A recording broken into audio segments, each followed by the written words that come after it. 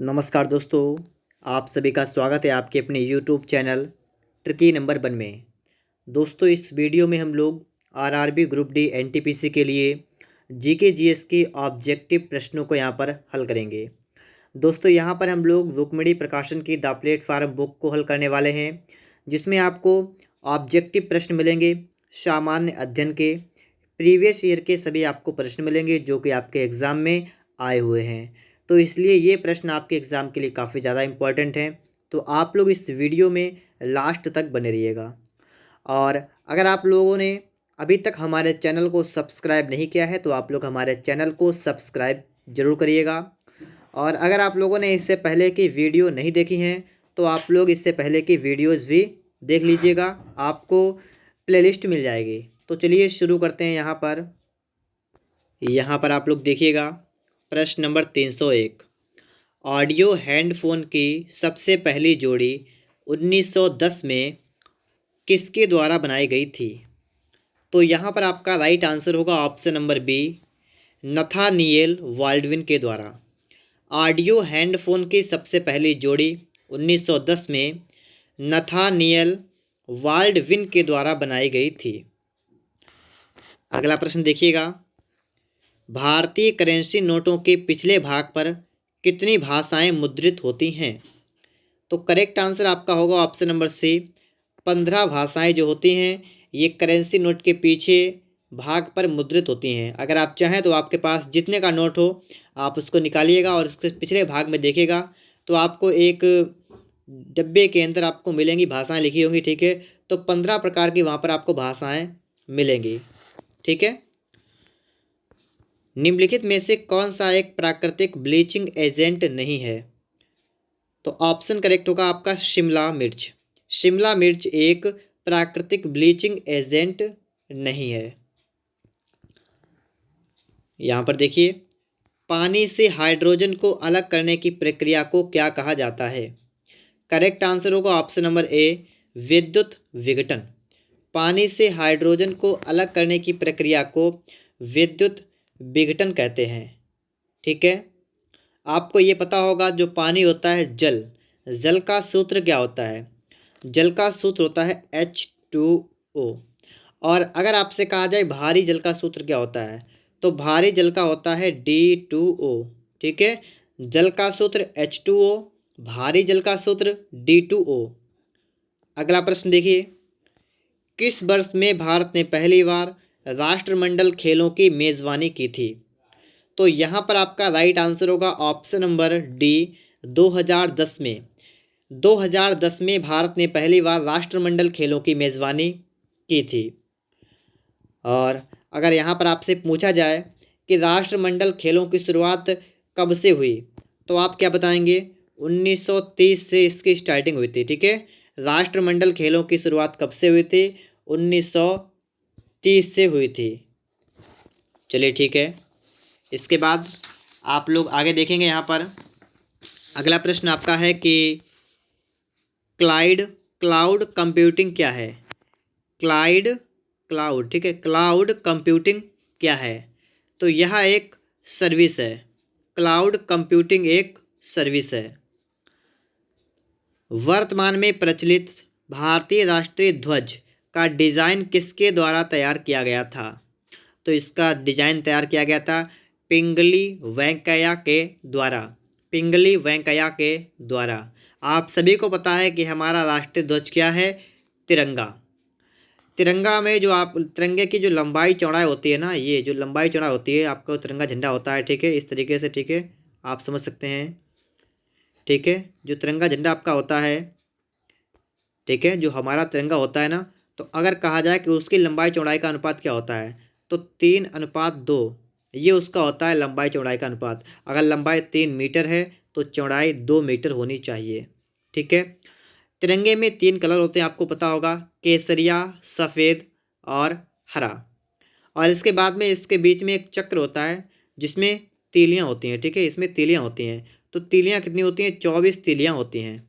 24 तीलियां होती हैं। ठीक है, अब आप लोग समझ रहे होंगे। यहाँ पर आगे देखिए, 1 रुपए के नोट पर किसके हस्ताक्षर होते हैं? ₹1 के नोट पर केंद्रीय वित्त सचिव के हस्ताक्षर होते हैं। ठीक है, केंद्रीय वित्त सचिव के हस्ताक्षर होते हैं ₹1 के नोट पर। ओके, आप लोग यहाँ पर समझ गए होंगे। और चलिए इसके बाद में हम लोग यहाँ पर देख लेते हैं। आपने यहाँ पर लिखा देखा RBI, इसका मतलब क्या हुआ? इसका मतलब हुआ रिजर्व बैंक ऑफ इंडिया।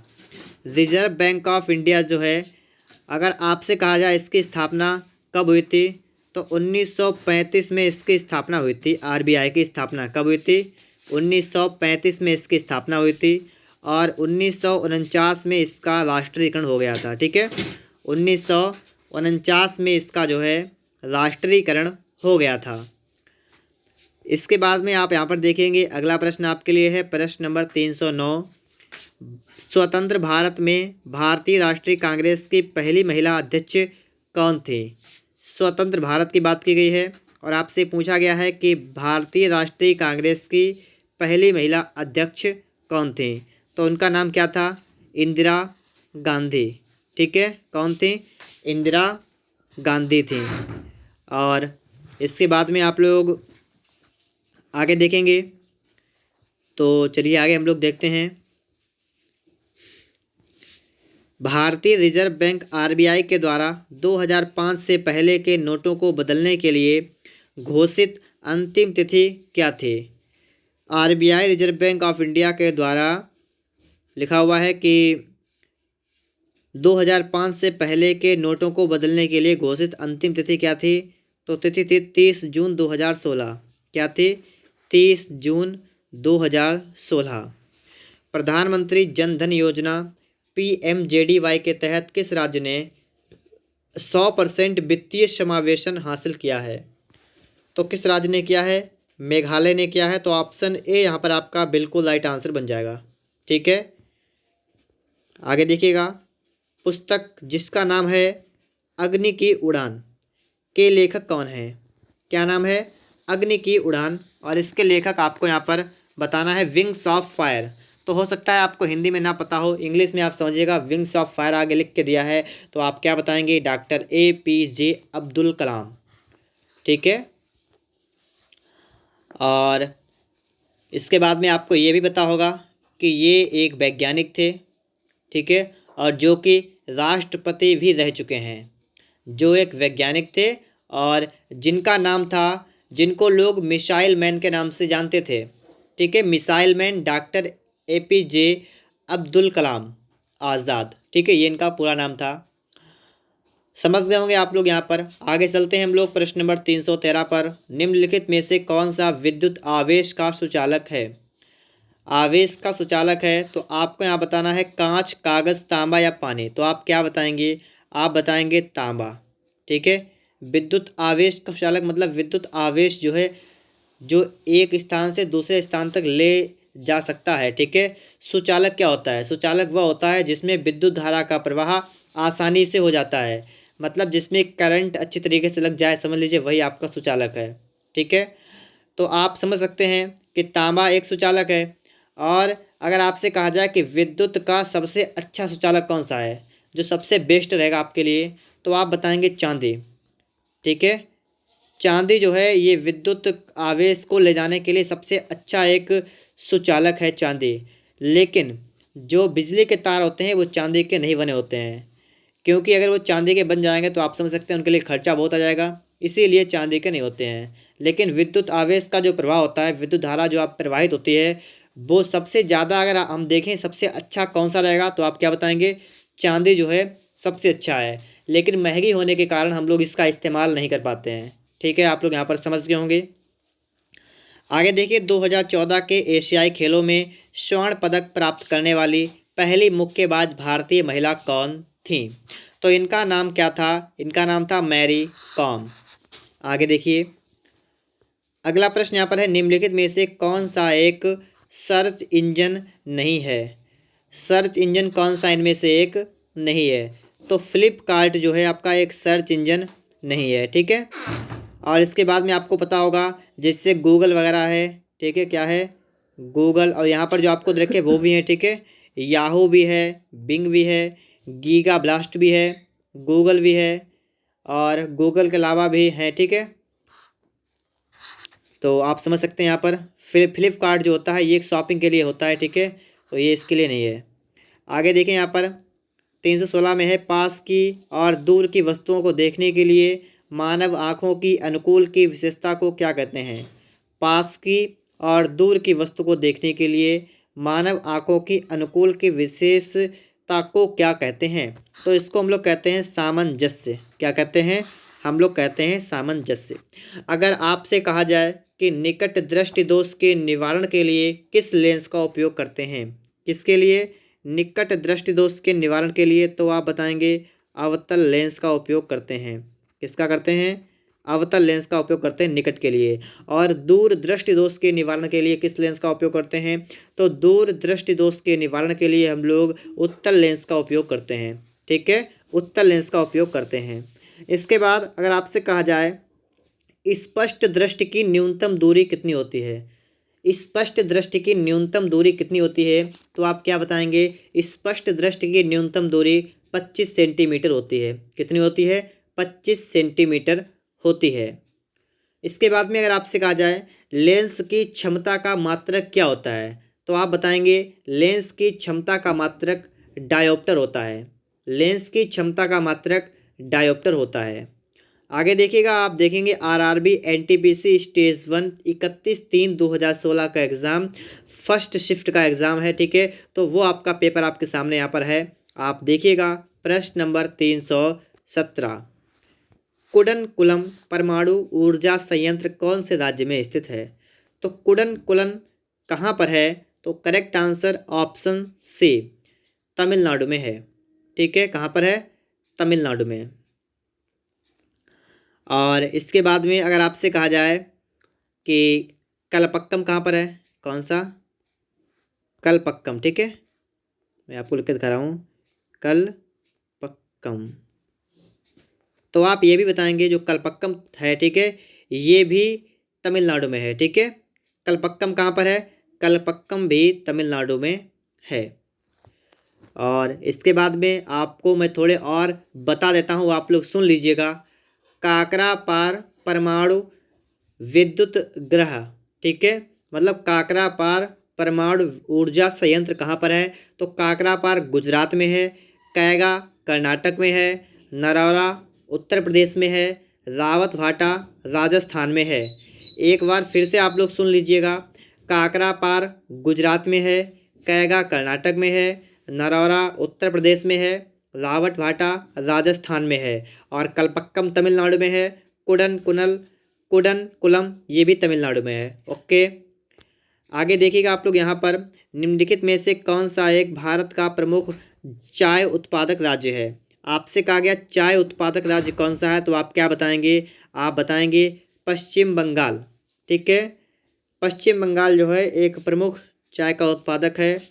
और अगर आपसे कहा जाए सबसे अधिक चाय कहाँ पर होती है, तो आप बताएंगे सबसे अधिक चाय जो होती है ये होती है असम के अंदर, ठीक है, असम में सबसे ज़्यादा चाय होती है। आगे देखिए, मगरमच्छ के बच्चे को क्या कहा जाता है, मगरमच्छ के बच्चे को हैचलिंग कहते हैं, ठीक है, ऑप्शन डी यहाँ पर करेक्ट आंसर बनेगा हैचलिंग। मगरमच्छ के बच्चे को हैचलिंग कहते हैं।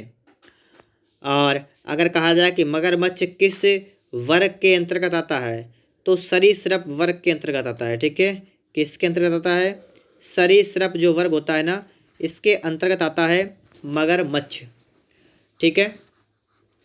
आगे देखिए, इसके बाद शब्दों के 4 जोड़े नीचे दिए गए हैं, इनमें से अलग जोड़े को ज्ञात करें। जलीय, समुद्री, उभयचर, वायवीय, वायवीय आकाश, स्थलीय, भूमि। तो यहाँ पर आपको बताया गया है, ठीक है, 4 जोड़े दिए गए हैं, इनमें से अलग को चूज करिएगा, ठीक है। जैसे जलीय समुद्री संबंधित है, और वायवीय आकाश संबंधित है, स्थलीय भूमि संबंधित, उभयचर वायवीय संबंधित है।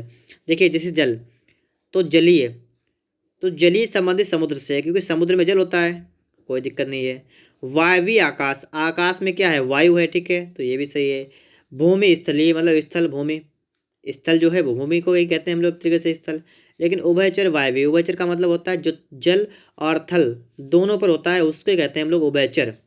उभयचर किसको कहते हैं? जो जल और स्थल दोनों पर होता है। तो ये आपका भिन्न होगा, ठीक है, अलग होगा इसमें से कि उभयचर जो होता है वो दोनों के लिए होता है, वायवीय नहीं होता है। वायु और भूमि दोनों को मिलाकर बनता है उभयचर, ठीक है। यहाँ पर आप देखेंगे कि कौन सा इस समूह में संबंधित नहीं है।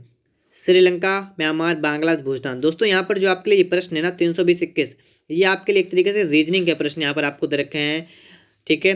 तो ये बुक में रीजनिंग के प्रश्न 1-2 हैं, यहाँ पर कोई दिक्कत वाली बात नहीं है। आप यहाँ पर देखिएगा रीजनिंग के प्रश्न भी आपके एग्जाम में आएंगे, ठीक है। तो ऐसा नहीं है कि आपको रीजनिंग नहीं पढ़ना है, आपको रीजनिंग भी पढ़ना है। आप लोग अगर रीजनिंग, मैथ, जीके सब देखना चाहते हैं तो आपको हमारे चैनल पर सबकी वीडियो मिल जाएंगी। आप प्लेलिस्ट को निकालिएगा और वहाँ से फटाफट से आप लोग एक बार रिवीजन कर दीजिएगा, ठीक है। यहाँ पर आपको बताना है कौन सा संबंधित नहीं है। तो यहाँ पर आप देखिएगा श्रीलंका, म्यांमार, बांग्लादेश, भूटान। तो श्रीलंका जो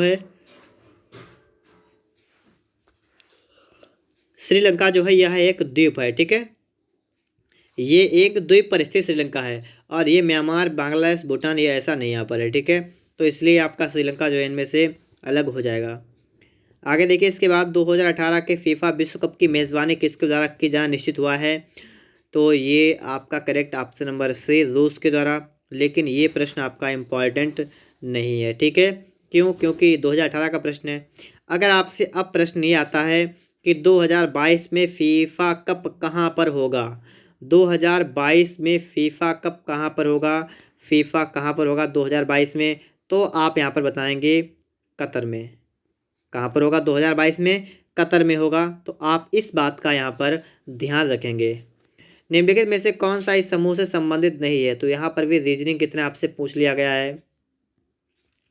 मालवेयर, फिशिंग, रैंसमवेयर, स्पैम। तो यहाँ पर आपका जो हो जाएगा स्पैम हो जाएगा, ठीक है। स्पैम होता क्या है? कंप्यूटर स्क्रीन पर आने वाला अवैध मेल को स्पैम कहते हैं। जो एक तरीके से हम कह सकते हैं जो जैसे हैकर होते हैं ना, वो मेल कर देते हैं, तो उसी मेल को यहाँ पर कह दिया गया है कि अवैध मेल जो होता है उसे हम लोग क्या कहते हैं? स्पैम कहते हैं। और मालवेयर, फिशिंग, रैनवेयर ये अलग होते हैं, ठीक है। कौन से लिखा है, कौन से व्यक्ति ने स्वतंत्र भारत के प्रथम गृह मंत्री के रूप में कार्य किया? किसने स्वतंत्र भारत के पहले गृह मंत्री के रूप में कार्य किया? सरदार वल्लभ भाई पटेल, ठीक है। सरदार वल्लभ भाई पटेल को भारत का लौह पुरुष और भारत का बिस्मार्क भी कहा जाता है, ठीक है। इसके बाद अगर आपसे कहा जाए कि भारत के प्रथम शिक्षा मंत्री कौन थे, तो आप बताएंगे अबुल कलाम आज़ाद। भारत के प्रथम शिक्षा मंत्री अबुल कलाम आज़ाद। भारत के प्रथम रक्षा मंत्री बलदेव सिंह थे। भारत के प्रथम रक्षा मंत्री बलदेव सिंह थे, ठीक है। इसको भी आप लोग ध्यान रखेंगे। यहाँ पर आगे देखिएगा प्रश्न नंबर 325। यहाँ पर आपका प्रश्न है कि भारतीय रिजर्व बैंक का नियामक प्राधिकरण क्या है? भारतीय रिजर्व बैंक और किसका नियामक प्राधिकरण है? तो आप क्या बताएंगे? आप बताएंगे बैंकों का नियामक प्राधिकरण है। बैंकों का नियामक प्राधिकरण है। मैं आपको बता चुका हूँ कि आरबीआई की स्थापना 1935 को हुई थी और इसका राष्ट्रीयकरण 1949 में हुआ था। आरबीआई को हम लोग बैंकों का बैंक कहते हैं, आरबीआई को। कौन से क्रिकेटर ने विश्व कप T20 क्रिकेट में 1 ओवर में 6 छक्के लगाए थे? तो उसका नाम आपको बताना है। युवराज सिंह ने लगाए थे, ठीक है। 1 ओवर में 6 छक्के लगाए थे। आगे लिखा हुआ है कि वेब पेज डैश का उपयोग करके बनाए जाते हैं। जो वेब पेज होते हैं ये HTML इसका उपयोग करके बनाए जाते हैं, ठीक है। रिमोट सेंसिंग लूनर उपग्रह चंद्रयान फर्स्ट को किस वर्ष में प्रक्षेपित किया गया था? 2008 में इसको प्रक्षेपित किया गया था। कब किया गया था? 2008 में इसको प्रक्षेपित किया गया था। आगे देखिए, इसके बाद निम्नलिखित में से कौन सा एक समूह से संबंधित नहीं है? कौन सा ऐसा है? तो आपको बताना है गति, समय, त्वरण और द्रव्यमान। तो इनमें आपका राइट आंसर बन जाएगा ऑप्शन नंबर सी, द्रव्यमान जो है ये संबंधित नहीं है, ठीक है। गति, समय, त्वरण ये आपके अलग हैं और द्रव्यमान आपका यहाँ पर अलग है। देखिए यहाँ पर ये कुछ हैं ऐसे प्रश्न जो आपके रीजनिंग के प्रश्न यहाँ पर आपको जीके में दे रखे हैं। अब ये किताब वालों की गलती है, उन्होंने जो है जो जीके के प्रश्न में उन्होंने रीजनिंग के प्रश्न यहाँ पर 1-2 पैक कर दिए हैं, लेकिन आपको इसमें से कोई दिक्कत वाली बात नहीं है, ठीक है। आप यहाँ पर देख लीजिएगा, 1-2 प्रश्न है, उनसे आपका कोई डिस्टर्ब नहीं होगा। मैं इसको हटाता हूँ, ठीक है, और आगे चलते हैं। यहाँ पर देखिएगा, ग्रीन हाईवे पॉलिसी 2015 का उद्देश्य क्या है? ग्रीन हाईवे पॉलिसी 2015 का उद्देश्य क्या है? देखिए 15 का प्रश्न पूछा गया है, इसका उद्देश्य था पर्यावरण अनुकूल राजमार्गों के विकास को बढ़ावा देना, लेकिन 2015 का है तो आप समझ जाएगा इंपॉर्टेंट नहीं है, ठीक है। अब अगला देखिए, अगला वाला, भारत में सर्वाधिक व्यापक वनों के प्रकार कौन से हैं? जो सबसे ज़्यादा व्यापक हैं, तो ऐसे कौन से वन हैं? तो आप बताएंगे पर्णपाती वन, याद कर लीजिएगा आप लोग, ठीक है। पर्णपाती वन, जिनको हम लोग कहते हैं पतझड़ वन, ठीक है। क्या कहते हैं? पतझड़ वन। निम्नलिखित में से कौन सा एक उपग्रह सेवा प्रदाता है? तो उपग्रह सेवा प्रदाता कौन सा है?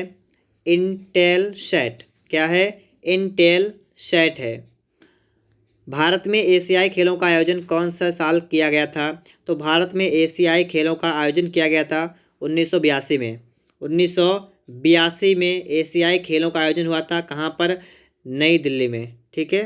अगर आपसे कहा जाए कि प्रथम एशियाई खेल जो थे वो कब स्टार्ट किए गए थे, तो प्रथम की अगर हम बात करेंगे तो प्रथम किए गए थे, मैं आपको बता भी चुका हूँ, 1951 ईस्वी में, और नई दिल्ली में स्टार्ट किए गए थे। प्रथम एशियाई खेलों का आयोजन 1951 में नई दिल्ली में किया गया था, ठीक है। और एशियाई खेल जो होते हैं वो 4 वर्ष के अंतराल पर आयोजित होते हैं, ठीक है। 4 वर्ष का गैप होता है एशियाई खेलों के मध्य में। आगे देखिएगा, निम्नलिखित में से कौन से स्थान को अद्वितीय प्राकृतिक पर्यावरण होने की वजह से यूनेस्को द्वारा 1985 में वैश्विक विरासत स्थल घोषित किया गया था? तो किसको वैश्विक विरासत स्थल घोषित किया गया था? तो ऑप्शन बी, मानस वन्य जीव अभयारण्य असम, ठीक है। इसको वैश्विक विरासत स्थल घोषित किया गया था। मानस कहाँ पर है? तो मानस कहाँ है? असम में है। और काजीरंगा वन्य जीव अभयारण्य, तो काजीरंगा जो है ये भी असम में है, ठीक है। समझ गए आप लोग यहाँ पर? आगे देखिए, इसके बाद 1905 में बंगाल के विभाजन का आदेश किसके द्वारा दिया गया था? तो 1905 में लॉर्ड कर्जन थे। लॉर्ड कर्जन ने बंगाल के विभाजन का आदेश दिया था। भारत में राज्यपाल की नियुक्ति कौन करता है? भारत में राज्यपाल की नियुक्ति राष्ट्रपति के द्वारा की जाती है। राज्यपाल की नियुक्ति राष्ट्रपति के द्वारा की जाती है। अगर आपसे कहा जाए कि जो राज्यपाल का पद होता है ना, क्या होता है? राज्यपाल का पद, तो जो राज्यपाल का पद है ये किस अनुच्छेद के अंतर्गत है? तो अनुच्छेद नंबर 152। अनुच्छेद 152 में राज्यपाल के पद का सृजन किया गया है, ठीक है। अनुच्छेद 152। और इसके बाद में आपको ये पता होगा कि जब देखिए यहाँ पर राज्यपाल की नियुक्ति कौन करता है? राष्ट्रपति। तो राज्यपाल अपना त्यागपत्र किसको देगा? तो आप क्या बताएंगे? राज्यपाल अपना त्यागपत्र राष्ट्रपति को देता है। राज्यपाल अपना त्यागपत्र राष्ट्रपति को देता है। एक भारतीय राज्य की प्रथम महिला मुख्यमंत्री कौन थी? तो भारतीय राज्य की प्रथम महिला मुख्यमंत्री कौन थी? Sucheta Kripalani. Option D correct होगा, ठीक है। सुचेता कृपलानी। और इसके बाद अगर आपसे कहा जाए प्रथम महिला राज्यपाल कौन थी? तो प्रथम महिला राज्यपाल सरोजिनी नायडू। प्रथम महिला राज्यपाल सरोजिनी नायडू। जल की बूंदों से और डैश होकर इंद्रधनुष बनता है। तो जल की बूंदों से क्या होकर इंद्रधनुष बनता है? प्रकाश का प्रतिबिंबन एवं अपवर्तन। प्रकाश का प्रतिबिंबन और अपवर्तन होकर क्या बनता है? इंद्रधनुष बनता है। 1 और 2 रुपए के सिक्के किससे बने होते हैं? तो 1 और 2 रुपए के सिक्के जो होते हैं ये जल करें, क्या कह रहा हूँ मैं, गलत कह रहा हूँ, ठीक है। जो 1 और 2 रुपए के सिक्के जो बनते हैं ये किससे बनते हैं? ये बनते हैं फेरिटिक स्टेनलेस स्टील से, ठीक है। फेरिटिक स्टेनलेस स्टील से बने होते हैं। आगे देखिए, लिखा हुआ है कि कैप्चा। कैप्चा आपको पता होगा, कैप्चा कोई भी आप फॉर्म फिल करते हैं तो उसमें कैप्चा का ऑप्शन आता है। आपको एक अंक रखा होता है और आपको उस अंक को वहाँ पर फिल करना होता है। कैप्चा एक कंप्यूटर प्रोग्राम है। तो कैप्चा है क्या? यहाँ पर आपसे ये पूछा गया है। कैप्चा मानव इनपुट की मशीनी इनपुट से अलग करने के लिए होता है। मानव इनपुट को मशीनी इनपुट से अलग करने के लिए होता है। निम्नलिखित में से कौन सा एक इस समूह से संबंधित नहीं है?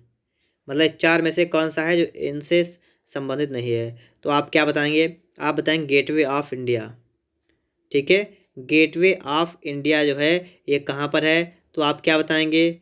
गेटवे ऑफ इंडिया मुंबई में है। ठीक है, गेटवे ऑफ इंडिया कहाँ पर है? गेटवे ऑफ इंडिया मुंबई में है। ठीक है, बुलंद दरवाज़ा, बुलंद दरवाज़ा कहाँ पर है? तो बुलंद दरवाज़ा कहाँ पर है? फतेहपुर सीकरी में है। ठीक है, और आपसे यहाँ पर पूछा गया है कि देखिए बुलंद दरवाज़ा फतेहपुर सीकरी ने है और किसने बनवाया था? अकबर ने बनवाया था। इसके बाद आगरा फोर्ट मतलब आगरा का किला, तो ये भी अकबर ने बनवाया था। और जोधाबाई का महल, तो ये भी अकबर ने फतेहपुर सीकरी में बनवाया था। तो ये तीनों फतेहपुर सीकरी में बनवाए गए थे अकबर के द्वारा। इंडिया गेट मतलब गेटवे ऑफ इंडिया जो है ये मुंबई में है। ठीक है, आगे देखिए इसके बाद नालंदा विश्वविद्यालय के पुनरुत्थान में महत्वपूर्ण भूमिका किसने निभाई थी? नालंदा विश्वविद्यालय के पुनरुत्थान में महत्वपूर्ण भूमिका किसने निभाई थी? तो आप क्या बताएंगे? आप बताएंगे ऑप्शन डी अमर्त्य सेन। ठीक है, अमर्त्य सेन ने। निम्नलिखित में से कौन सी फसल राष्ट्रीय फल बीमा योजना को दर्शाती है? राष्ट्रीय फल बीमा योजना को, PMFBY। महात्मा गांधी कौन से व्यक्ति को अपना राजनीतिक गुरु या उपदेशक मानते थे? तो महात्मा गांधी के राजनीतिक गुरु थे गोपाल कृष्ण गोखले। ठीक है, गोपाल कृष्ण गोखले महात्मा गांधी के राजनीतिक गुरु। NFC जिसको कहते हैं नियर फील्ड कम्युनिकेशन, और किस पर आधारित है? तो नियर फील्ड कम्युनिकेशन जो है ये कम दूरी के उच्च आवृत्ति वायरलेस संचार पर आधारित है। ठीक है, कम दूरी के उच्च आवृत्ति वायरलेस संचार पर आधारित है। आगे देखिएगा, यहाँ पर आपके लिए है कि ओसामा बिन लादेन को 2011 में अमेरिकी सेना द्वारा पाकिस्तान के कौन से शहर में मार डाला गया था? ओसामा बिन लादेन को 2011 में अमेरिकी सेना द्वारा पाकिस्तान के कौन से शहर में मार डाला गया था? तो इसको मारा गया था किस शहर में? बिलाल शहर में। ठीक है,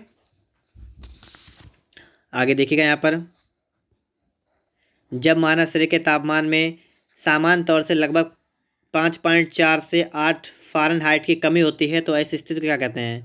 ये इससे पहले भी प्रश्न आपके लिए आ चुका है, मैं आपको बता भी चुका हूँ।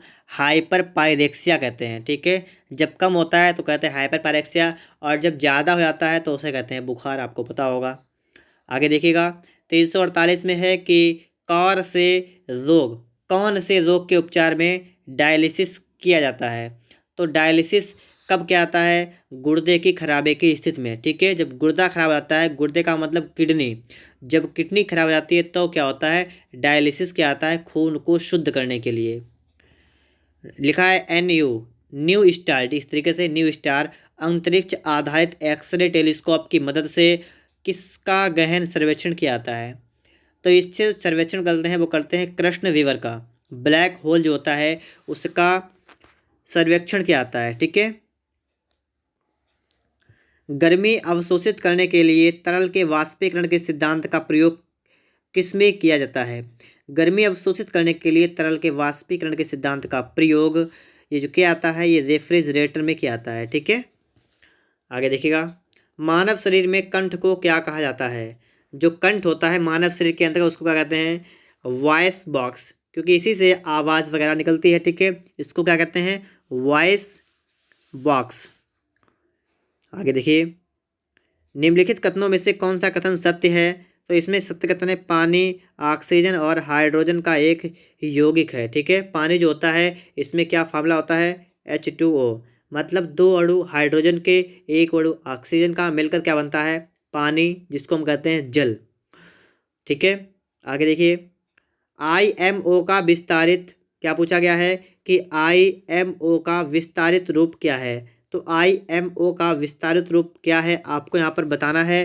करेक्ट आंसर ऑप्शन सी, अंतर्राष्ट्रीय समुद्री संगठन, अंतर्राष्ट्रीय इंटरनेशनल मैरीटाइम, ठीक है, मैरीटाइम है, ठीक है, इंटरनेशनल मैरीटाइम ऑर्गेनाइजेशन, ठीक है, अंतर्राष्ट्रीय समुद्री संगठन। भारत में वर्ष 2015 का राष्ट्रीय एकता दिवस कब मनाया गया था? तो ये मनाया गया था 31 अक्टूबर को। ग्लासगो में आयोजित 2014 के राष्ट्रमंडल खेलों में बैडमिंटन का स्वर्ण पदक किसने जीता था? तो ये जीता था, किसने जीता था? तो ये जीता था किसने? क्या लिखा हुआ यहाँ पर है, ग्लासगो ने आयोजित 2014 के राष्ट्रमंडल खेलों में बैडमिंटन का स्वर्ण पदक किसने जीता था? ये जीता था कश्यप पारू, लिखा है पारुपल्ली ने, ठीक है। फिलहाल ये 2014 का है, ये 15 का है, ठीक है।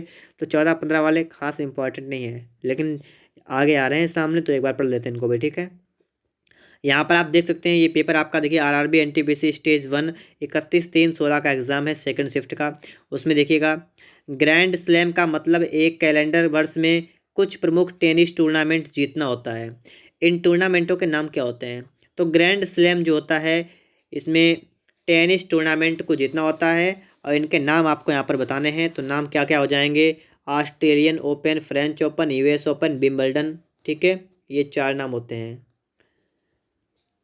क्रिकेटर विराट कोहली को किस वर्ष में अर्जुन पुरस्कार से सम्मानित किया गया था? 2013 में विराट कोहली को अर्जुन पुरस्कार से सम्मानित किया गया था। अर्जुन पुरस्कार 1961 से लगातार मिल रहा है, ठीक है। कब से? 1961 से, खेल के क्षेत्र में।